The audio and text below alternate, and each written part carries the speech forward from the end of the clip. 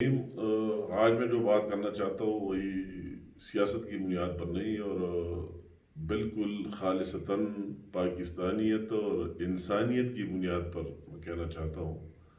सबसे पहले तो मैं जो वबा पूरी दुनिया में आई है और उनमें जो लोग मर गए अल्लाह ताला उनकी मग़फ़िरत नसीब करे और जो लोग इसमें बीमार है अल्लाह ताला उनकी शफा नसीब करे, उनको सेहतयाब करे और हमारी दुआ है कि बकाया किसी को ये बीमारी न लगे।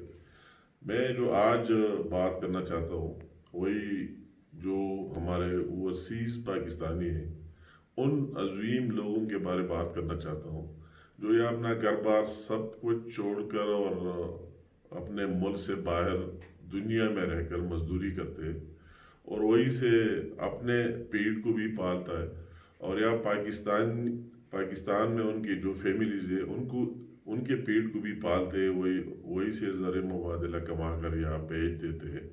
मुझे पूरा एहसास है, पूरी दुनिया में मैं खुद भी घूमता फिरता हूँ, पूरी दुनिया में पाकिस्तान के लोग मजदूरी करते हैं और वही अगर शुरू करें आप ऑस्ट्रेलिया, न्यूजीलैंड, आप आगे अफ्रीका, आप Canada, America, Europe, UK, China, Russian countries, Malaysia, Thailand, कहाँ जहाँ भी जाते हैं हमें पाकिस्तानी मिलते हैं। मगर ख़ास कर सबको मुश्किलात है, मगर ख़ास कर गल्फ़ जिसको आप कहते हैं यूएई, जिसको आप कहते हैं सऊदी, जिसको आप कहते हैं कतर, ओमान, बहरीन वगैरह, उसमें जो लोग हमारी टोटल अगर आप निकालें कि कितने पाकिस्तानी बाहर है तो गल्फ़ में हमारी 80-85% 80-85% सिर्फ गल्फ़ कंट्रीज़ में मजदूरी करते हैं और बाहर है। इन लोगों की जो गल्फ़ में उनकी जो हमने देखी उसमें मिडिल क्लास नहीं, लोअर मिडिल क्लास के लोग भी हैं और मुझे एहसास है मैं ना मराइल से गुजरा भी हूँ और गुजर भी रहे। मेरा खुद भी ताल्लुक़ मिडिल क्लास से है और मुझे हर एक बंदे की मुश्किल का पता है कि उसके क्या मुश्किलात है। इनमें वही लोग हैं जो हम जानते और देखते कि जो अपने घर की अपनी बीवी और उसे वो 1-2 तोले सोना लेकर भेज देते कि मुझे वीज़ा लेना है। वो जो हम KPK में कहते गाड़ी कल्टी कर देते कि अगर 10 लाख पर गाड़ी ले ली जो 4 लाख पर बेच कर कहता कि मुझे वीज़े के लिए जाना है। वो लोगों से सूद पर पैसे लेकर और वही गए और हज़ारों लाखों की तादाद में बाहर है। तो अभी सब सारा कारोबार बंद है। जो लोग पहले से वही रेजिडेंट है उनकी भी कोई कारोबार नहीं है। जो टैक्सी चलाता था वो भी बंद हो गया है, जो दुकान में मजदूरी किया करता था वो भी बंद हो गया है, जो साथ साथ किसी कंस्ट्रक्शन कंपनी में था या वही बिल्डिंग रोड वगैरह में मजदूरी करते थे वो भी नहीं रहे। तो उन लोगों का भी जो पहले से वही रह रहे थे जिनके बारगेन से गाड़ियों के कारोबार दूसरे करते उनके कारोबार तो भी बंद हो गए। ये लोग जो यहाँ से गए इसमें कई विजिटर्स भी बहुत ज़्यादा है और उनके विजिट वीज़ों पर गए और वही इसी तरह पड़े हुए। तो उनका मुझे एहसास है कि वो किन किन मुश्किलात से गुजर रहे हैं, बदतरीन मुश्किलात से गुजर रहे हैं, ख़ुद भी टेंशन में और या उनकी फैमिलीज भी बहुत ज़्यादा टेंशन में है। तो मैं ज़रूर कहता हूँ कि ये हालात तो पाकिस्तान में भी अच्छे नहीं हैं, मगर मेरा ज़ाती तौर पर ये एक्सपीरियंस है और आप सबका भी होगा कि अगर आप बहुत मुश्किल हालात में हो तो आप चाहते हैं कि अपने फैमिली के साथ हो। आप अपने फैमिली के साथ मिलते हैं तो आपकी, मैं तो कहता हूँ 100 में से 90% आपको ज़हनी सुकून मिल जाता है। तो इन मुश्किल हालात में वो लोग चाहते हैं कि हम वापस जाए, अपने घरों को जाए, अपने फैमिलीज के साथ रहे, उस पर गुजारा करें जिसको हम साग कहते हैं, मकई की रोटी कहते हैं। उनके अपने जो बकरी और भैंस और गाय जो भी चीज़ें उनकी वही दूध ये इस्तेमाल करके इंशाल्लाह ताला गुजारा करेंगे, लोगों की वही ख्वाहिश।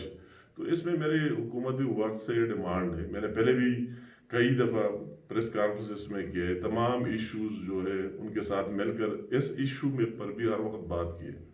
और साथ साथ उसी दिन जो हमारी आल पार्टीज कॉन्फ्रेंस थी पेशावर में 2 दिन पहले, तो उनमें हम सब ने ये डिमांड भी किया है और इसमें ये रखा भी है। कई और थे 20-22 बातें और इसमें एक ये भी था। तो आज इसलिए मैं इसके साथ दूसरा मिक्स नहीं करना चाहता हूँ कि एक तो हुकूमत वक्त ओवरसीज़ मिनिस्ट्री को, फॉरेन मिनिस्ट्री को एक्टिवेट करे, उसमें कोई ताकत डाल ले, उनके हमारे हर एक एम्बेसी में, हमारे हर एक कौंसलेट में उन लोगों से काम ले ले कि वही उनकी डेटा कलेक्ट करे, उनकी मुश्किलात को देखे, उनके वीज़े एक्सपायर हो चुके, जो विजिट पर गए, जो पहले से गए, कई कई तरह की मुश्किलात का उनको सामना है।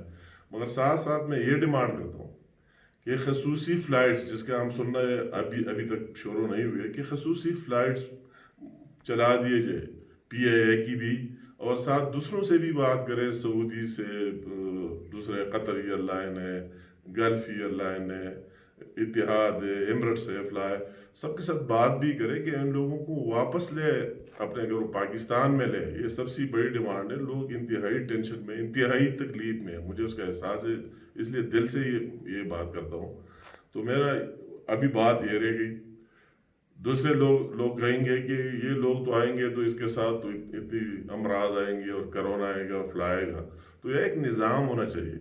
एयरपोर्ट पर स्क्रीनिंग का मुकम्मल निज़ाम होना चाहिए, टेस्टिंग का मुकम्मल निज़ाम होना चाहिए। आप वही मुकम्मल निज़ाम करके वही से जो लोग बाहर लाते उनकी बाकायदा स्क्रीनिंग करे, टेस्टिंग करे और फिर अपने घरों को भेज दे।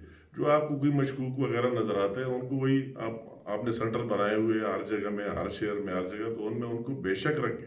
वो ये इस पर ज़िद नहीं करेगा कि मैं बीमार हो और जाकर दूसरों को फैल जाए। मगर अगर इस पर हुकूमत इसी तरह खामोश रहा तो मेरे ख्याल में ये एक और बहुत बड़ा अलमिया होगा और इन लोगों के साथ बहुत ज़्यादती होगी।